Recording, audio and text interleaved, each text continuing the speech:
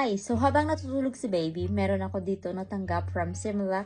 So, meron silang little gift for us. So, hindi ko alam kung anong laman nito sa loob. So, bubuksan natin para makita natin kung ano ang pinadala ni Similac. And, meron silang pinadalang, infant formula na hindi ka na mag-a-add ng water. Ayun. Pero, dahil breast milk tayo, so, hindi ko alam. Hindi naman siguro natin magagamit to. O ito. Mga advertisement lang to. Kung gusto mong umorder. And meron silang pinadalang gift cards. So, bubuksan natin kung ano yung mga gift cards. Congratulations! Enclosed are your gift cards and proof of activation. Some snappies. Oops.